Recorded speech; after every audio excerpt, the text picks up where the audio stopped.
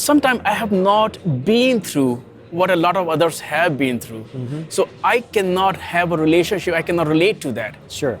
So since you work with a lot of people, not only from your own community, but for other community as well, you talked about women, they help you, but they are women, not men.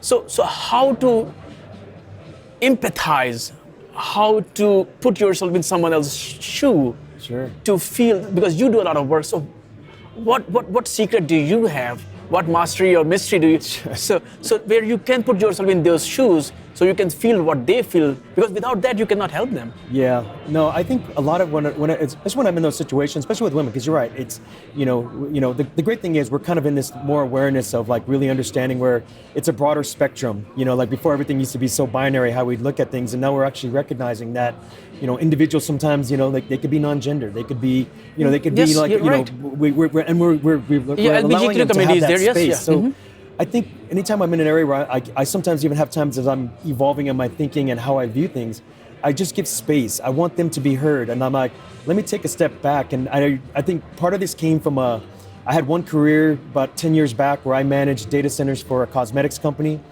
90-something% women. And I was almost in this role reversal of like most of the Silicon Valley is all males, but all of a sudden now here I am.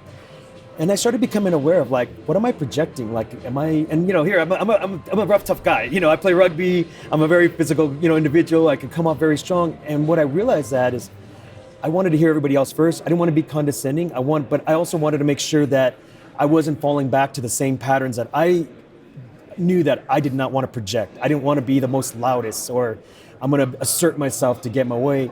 I wanted to bring everybody along the journey. And at that time, it was early on with the Amazon days, and I was trying to sell a company who focuses on cosmetics.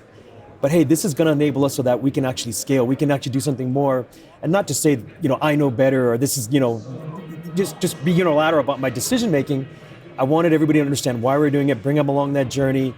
And what I realized from that is like oftentimes how I projected things, or what image I was giving off, could have an impact and could intimidate someone around me. So create space, let them be heard, and listen intently and I think that allows us to be allies to even individuals where we feel like, hey, I'm not like that type, but you can still find ways to connect.